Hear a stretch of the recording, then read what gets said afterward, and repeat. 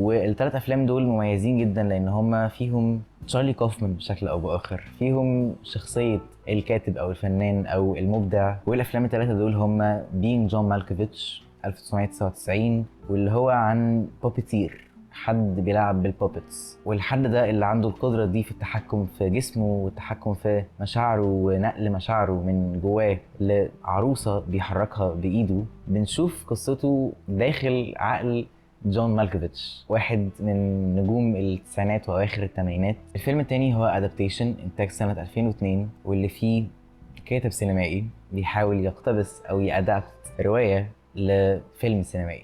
الفيلم الثالث هو فيلم سينكدوكي نيويورك انتاج سنة 2008، واللي فيه مخرج مسرحي بيعاني جدا مع هوسه بالمرض، وهو على طول عنده احساس ان هو هيموت او ان هو عنده مرض معين خطير بيمنعه من ان هو يعيش. من الحاجات برضو اللي بيعاني منها هي جوانب انسانية وعاطفية، في ازاي هو مش بيعرف يمكن يحب، او يمكن الناس ما تعرفش تحبه بشكل يمكن يخلينا نتساءل هل هو انسان اصلا، هل هو عارف يبقى انسان. المخرج المسرحي اللي بعد كده هيحاول يعمل اكبر مسرحية في حياته، ويمكن اكبر مسرحية عامة، اللي فيها بيحاول ان هو يوري الحقيقة زي ما هي، يوري العالم زي ما هو، ويعمل نسخة مصغرة من مدينة نيويورك